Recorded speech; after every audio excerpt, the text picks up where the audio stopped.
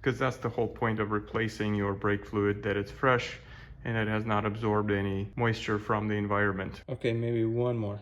Push and hold and release. Hi friends, welcome to my Mitsubishi Outlander vlog. And today we are replacing the brake fluid in the 2020 Mitsubishi Outlander.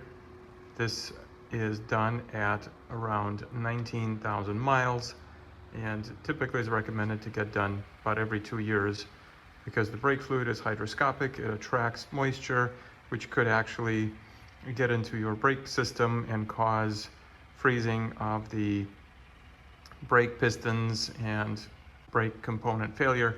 So good preventative maintenance. Make it a habit to replace your brake fluid about every 2 to 3 years, but it may vary based on your mileage and your geographic location. Let's get going with it. We're going to remove the brake fluid reservoir cap. We're going to suck out the fluid from just the reservoir for now, fill it up with fresh fluid, and then go to each and every wheel to drain and bleed the brakes. So we also want to do it carefully so we're not reintroducing any air back into the system. So follow along and let's get this going.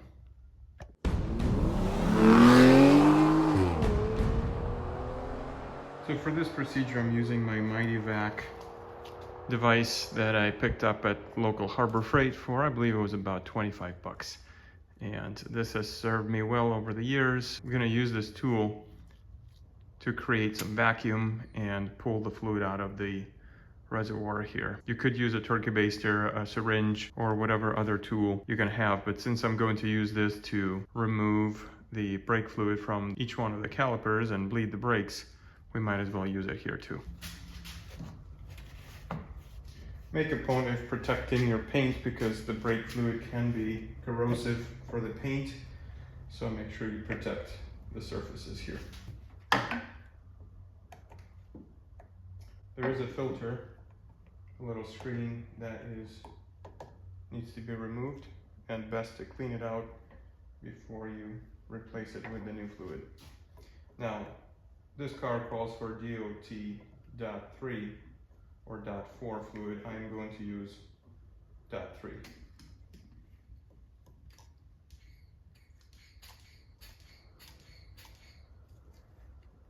So we're going to fill up the container here.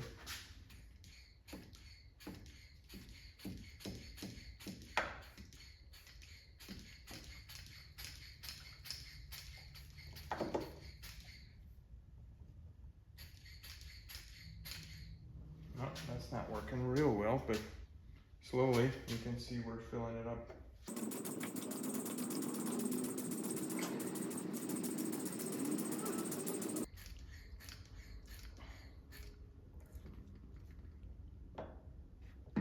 So as you can see, filled up about half a reservoir here. This fluid does not look bad, but again, you want to make sure you do this preventative maintenance and remove it promptly before things get too contaminated to preserve your brake system components.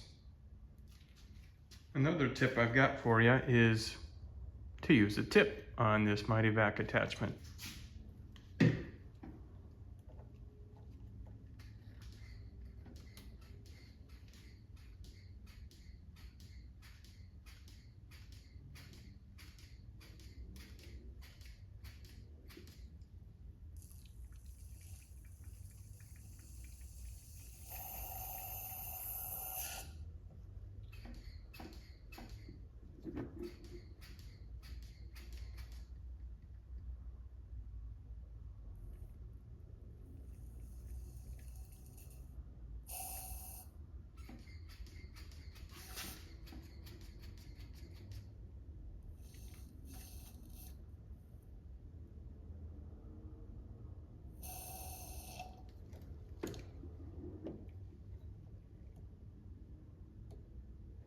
Just be careful not to drip, but our bottle is full, so I'm going to go empty this out and we will continue until the reservoir is empty. That's what we got in there so far.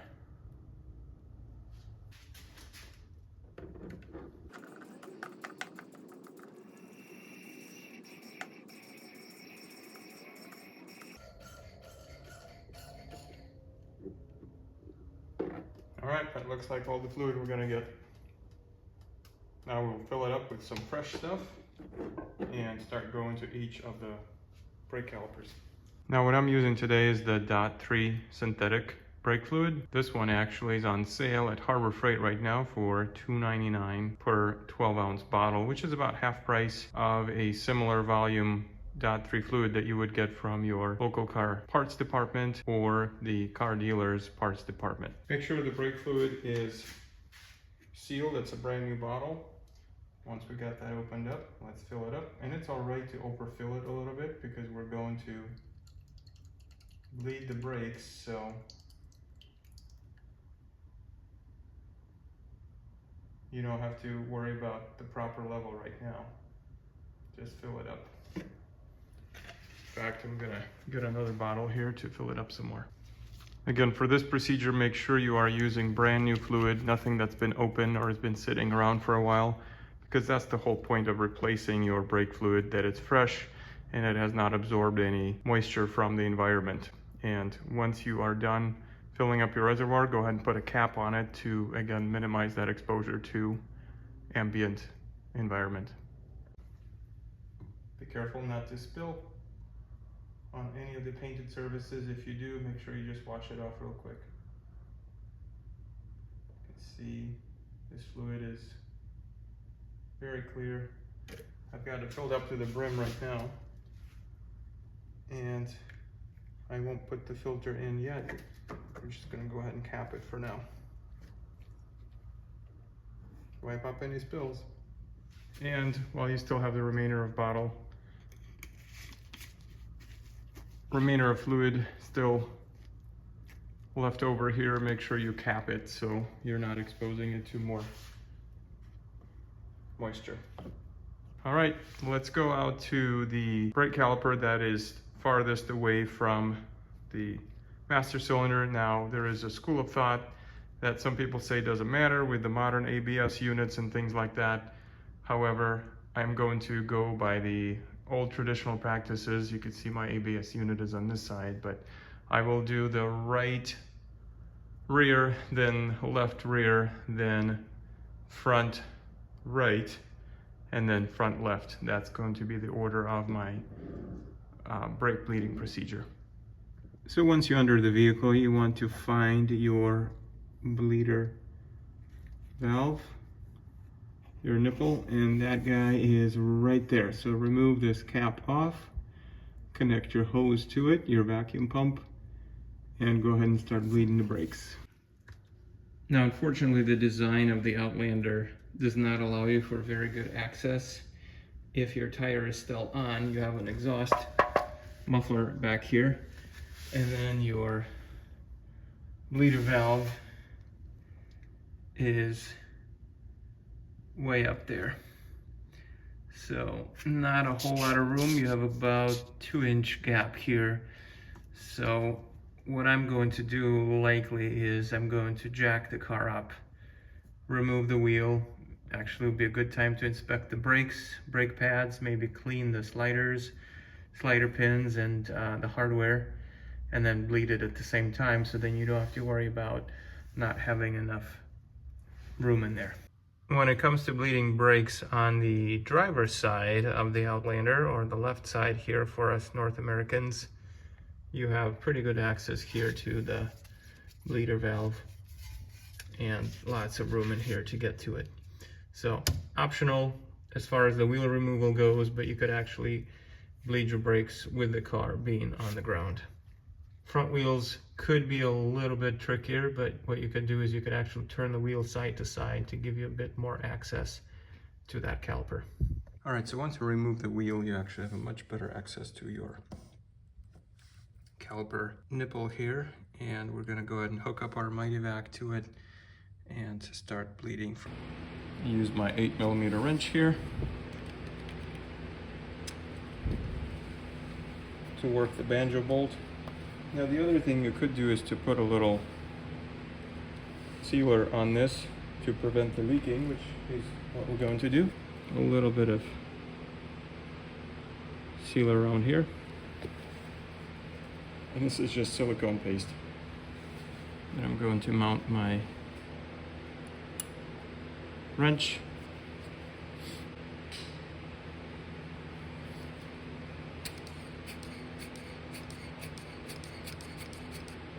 Get it to about 20 psi. And I'm gonna ask my assistant to hold the brake pedal. Okay, you ready?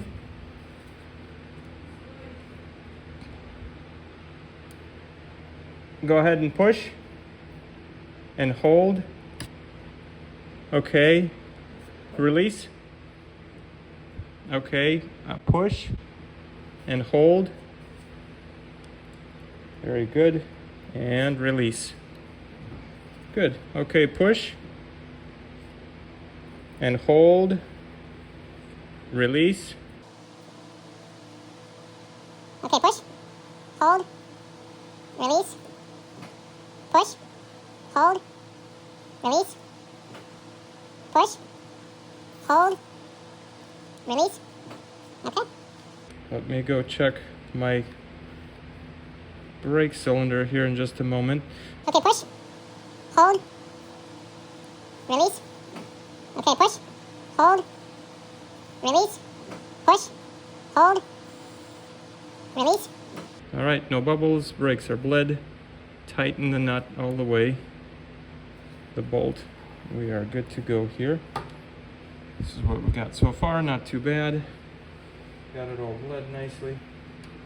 Gonna clean this up with some brake cleaner, put the cap back on, move on to the next one. You can use a brake sparks cleaner to clean this up a little.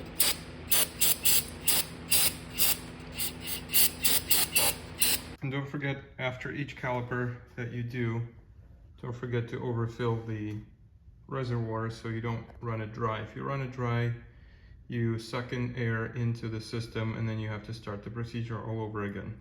So keep filling it. If you get 8 ounces out, add more 8 ounces in and you should be safe.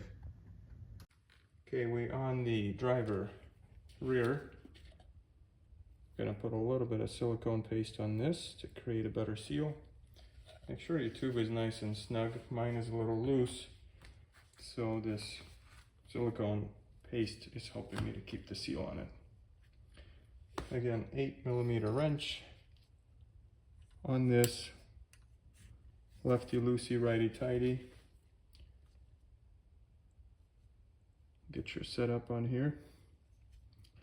Again, you can either do gravity bleed. I have an assistant, but the Mighty Vac works well also. Okay, and push, hold, release. Good, no air bubbles coming. All right, again, push and hold, release. Okay, again, push, hold, release, push, hold, release. Okay, one more time, push, hold, release. Okay, maybe one more. Push, and hold, and release. All right, this side is bled now. No bubbles, looking good. All right, clean it up, cap it, and we're gonna move on to the front next. All right, so now we're at the left front. We're gonna go ahead and do the same procedure here. Remove the dust cap, hook up the Mighty Vac, and get the passenger front done. Of course, I'm doing this without removing the front wheel here, so it's a little difficult to film, but that's my setup over here. I've got my vacuum. Got all that set up. Open up the valve and let the fluid flow out.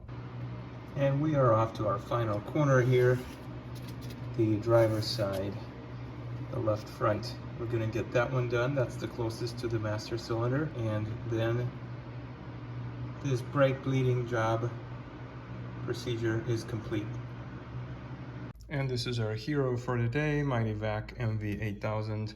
Picked that up at Harbor Freight for pretty cheap. So then once you're done with all 4 corners, just go back and ensure that your level is good.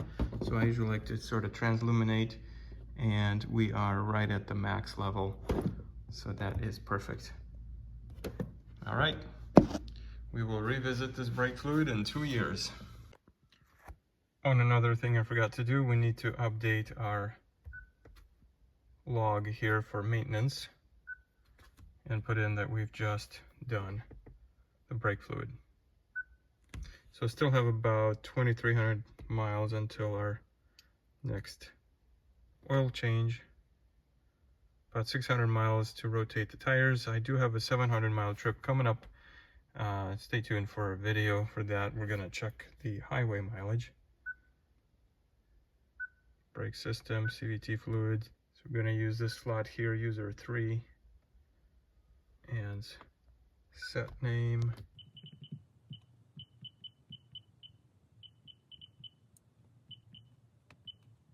Every 2 years. Can't see 2, but this says 2, I promise. Looks like my camera's not picking it up. Okay, every 2 years. Then we could also do 24,000 miles. Very good. So we go in, 18,600 miles. We got it done. My date's screwed up. This is actually 12th of October, 2024. All right, thanks for watching, guys. We'll see you in the next one.